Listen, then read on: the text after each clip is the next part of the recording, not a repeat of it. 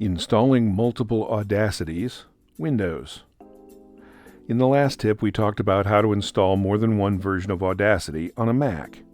We're going to talk about how to do the same thing on a Windows machine in this edition of Stuart's Audacity Tips.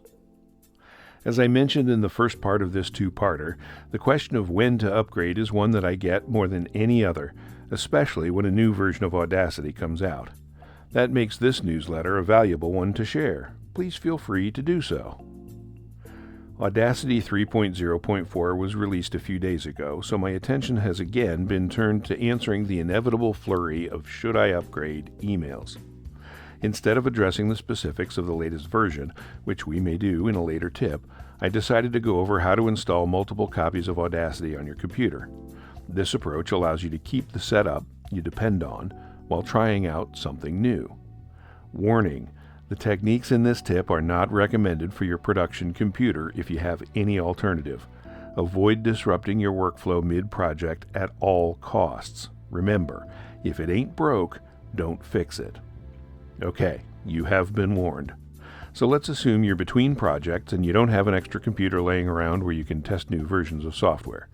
Fortunately, you can install a new copy of Audacity without disturbing the one that's already on your computer. Each platform is slightly different, so I'll present them separately. Today we're talking about Windows. If you're a Mac user, check out the previous tip. Since you're already running Audacity, I assume you're familiar with the installation procedure for Windows. Download the installer.exe file and double-click it to run the installer. After a few clicks to get through the user agreement approval and installation permission, you'll get to a dialog box that shows where Audacity will be installed. To install the new version of Audacity alongside the existing installation, instead of replacing it, I like to add the version number to the end of the installation path.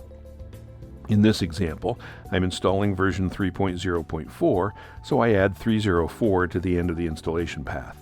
As a result, the installer puts the new version in its own folder with that name. Looking in Windows Explorer, I can see the new folder alongside the one I had previously created for version 3.0.3.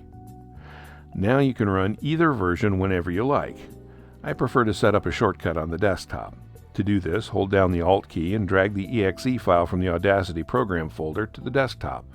You'll see a prompt that says, "Create link on desktop." Drop the link on the desktop. Now you can run that version of Audacity by double-clicking on the new icon.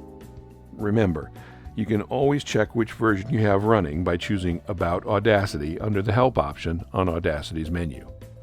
One last note. When you change preferences in Audacity, it will change that preference for every version.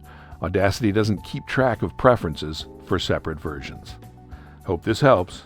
I'm Stuart.